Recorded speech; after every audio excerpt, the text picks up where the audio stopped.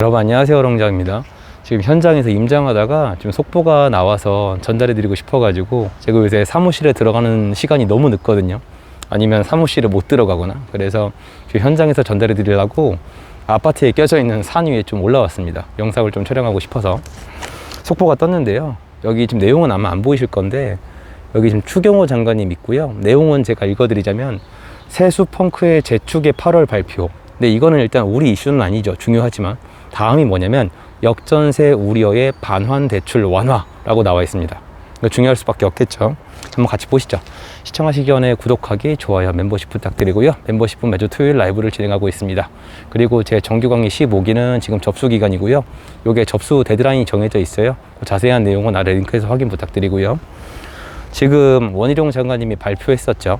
그 전세금 반환 대출에 대해서 완화를 받는데 하겠다가 아니라 약간 검토하겠다는 식으로 말씀을 하셨는데, 이거를 제가 뭐라고 표현했냐면 일단 발표를 해서 간보기를 했다. 그래서 여론이 어떤지 반응을 좀 보겠다, 이런 의도가 아닐까라고 저는 설명을 했는데 반응이 나쁘지 않았어요. 제가 봐도 반응이 나쁘지가 않았던 게, 이게 지금 판이 어떻게 되어 가냐면 예전에는 전세금 반환 대출을 풀어주면은 임대인을 도와준다, 투기꾼을 도와준다는 이미지가 강했다면은 지금은 그게 없어진 게 아니라, 그것도 중요하지만 임차인을 보호해야 된다는 이미지가 있습니다. 이게 뒤에서 추경호 장관님이 조금씩 계속 일을 해왔잖아요. 추경호 장관님은 특징이 두 가지가 있어요.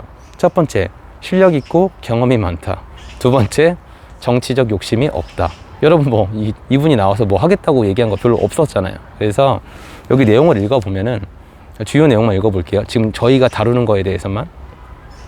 지금 이거는 가계부채 한번 묶어서 하고 있는데, 가계부채 안정적 관리 정책 기조 일관성, 이걸 얘기하면서 전세금 반환 보증 등 관련 대출에 있어서 선의의 어려움을 겪는 분들이 많기 때문에 제한적으로 대출 규제 완화를 검토할 것이라며 기재부, 국토교통부, 금융위원회, 금융감독원 등이 함께 실무적으로 검토해 국민들께 소개해 드리겠다라고 밝혔다는 거예요.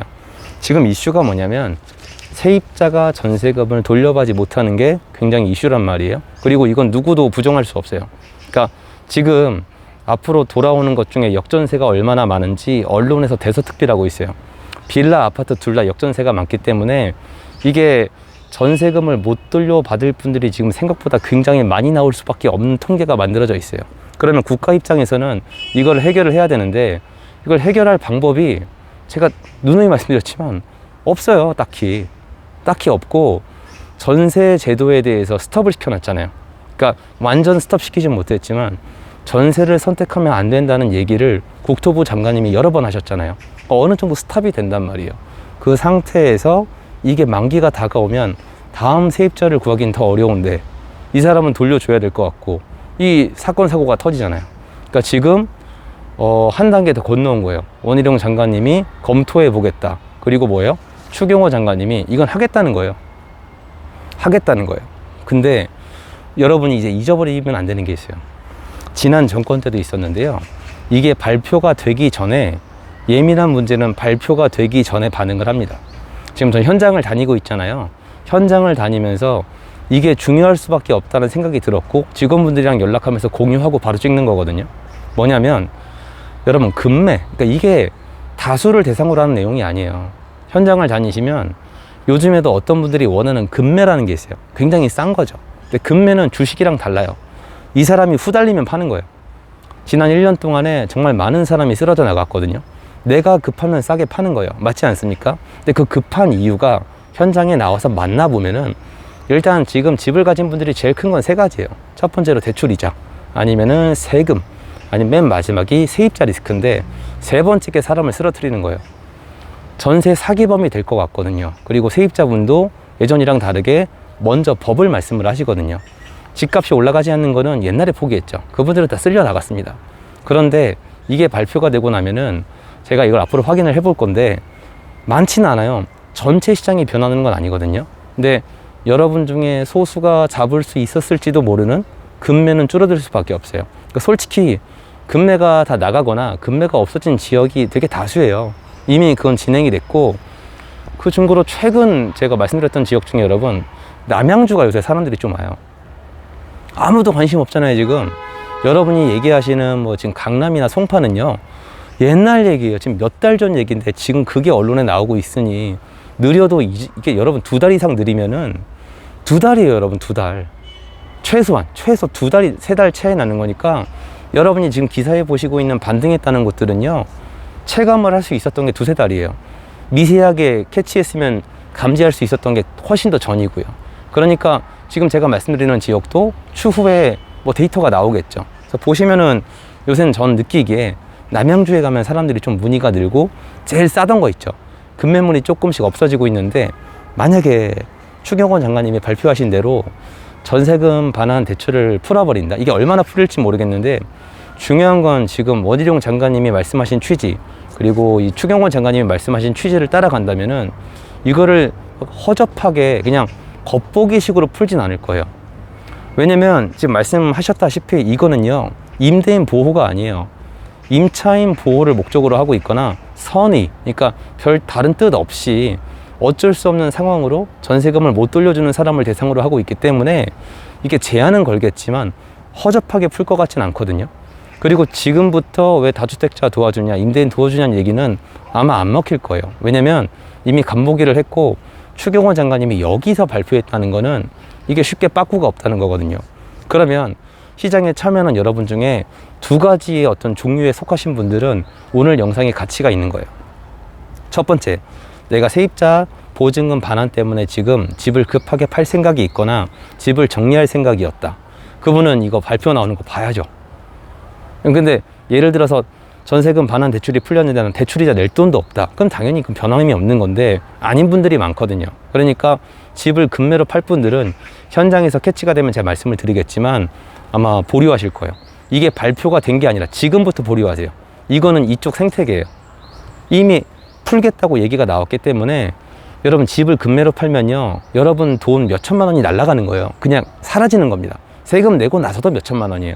이거 보류할 가능성이 높고, 그 와중에 지금 분위기가 어때요? 상승 얘기 좀 나오고 있죠. 그리고 이제 뭔가 전세도 약간 회복된다는 얘기도 나오고 있고, 아무튼 분위기가 조금씩 변하고 있기 때문에 여러분이 체감하시기에 요새 조금 변한 걸로 느껴지시겠지만 이미 꽤 오래전부터 변화가 있었거든요. 그러면 급매로 내놨다가도 아마 다시 생각할 가능성이 점점 더 올라갈 거예요. 두 번째로, 이건 여러분이 100% 선택을 하셔야 되는 건데, 난 급매를 찾고 있었다. 전 주변에 있거든요. 그러면 여러분이 노력을 하셨다면은 급매를 내놓는 이유가, 제가 말한 이유가 대부분이란 거 아실 거예요. 그러니까 다주택자 중에서 만기가 돌아오는 물건이 제일 쌌어요. 압도적으로 쌉니다. 왜냐면 만기는 다가오는데 돈은 없는데 세금으로 다 털렸는데 이 사람 반환 이거, 왜냐면 이 사람 무너지면, 집이 여러 개니까 이 사람이 무너지면은 연쇄도산하면은 완전 날아가거든요. 그 공포심 때문에 던져버린단 말이에요. 그 와중에 상승에 대한 기대감이 사라졌기 때문에 그냥 싸게 던졌어요. 그럼 이대로 가면은 급매를 던져야 되는 요소가 하나하나 지워지는 거예요. 그래서 지금 원희룡 장관님이 발표했을 때도 이미 사람들이 멈칫했었어요. 그런데 원희룡 장관님이, 이건 제 사견입니다만 어떤 분들은 원희룡 장관님에 대해서 신뢰가 좀 왔다 갔다 하는 분들이 계세요. 추경호 장관님 같은 경우는 얘기하고 안 지킨 게 별로 없거든요. 야당에 막혀서 못한 건 있어도 다 실행을 하셨어요, 대부분. 그럼 이것도 지금 한 5개가 넘는 부부가 모여서 얘기를 할 거고, 이분이 기재부 장관님이고 경제부총리인데 안 할 이유는 없다는 거죠. 그러니까 여러분이 만약에 급매를 원한다? 그러면 진짜로 원하고 할 생각이 있으면은 빨리 움직이는 게 전 좋다고 생각을 합니다. 그래서 이건 시장에 있어서 영향을 줍니다. 그런데 지금 초점이 어디 맞춰져 있어요? 임차인 보호에 맞춰져 있잖아요. 이용권은 아마 이대로 진행될 가능성이 높겠죠. 그러니까 아마 제한을 둔다는 게 옛날처럼 몇 채까지, 2채까지, 3채까지 뭐 LTV 몇 프로에 한해서 DSR의 규제를 안 받고 풀어준다. 그러니까 세입자한테 손해주지 마라. 세입자한테 피해주지 말고 네가 갚고 은행이랑 네가 싸워라. 이렇게 가는 거예요. 제가 뭐라 말씀드렸죠? 현 정부는 은행을 많이 이용할 것이다. 이것도 은행 이용하는 거예요. 세입자, 임대인, 임차인이 싸울 거를 임대인이랑 은행이랑 싸우게 만드는 거예요. 은행 입장에서도 뭐 어떻게 생각할지 모르겠지만 역사에 있었던 거거든요. 속보가 떴으니까 여러분이 지금 처한 상황에 따라서 참고를 하신 다음에 실제 여러분에게 가장 이득이 되는 방향으로 선택을 하셨으면 좋겠습니다. 아무튼 전 참고로 해서 움직일 거고, 이게 시장에서 더 느껴진다. 왜냐면 이게 많지가 않아요. 그 금매가 얼마나 느껴질지 모르겠지만 캐치가 되면은 말씀을 드리도록 하겠습니다. 그러니까 앞으로 어떻게 진행될지 한번 지켜보시죠. 감사드리고요. 전 하던 일 마저 하도록 가보도록 하겠습니다. 건강 유의하세요, 여러분. 감사합니다.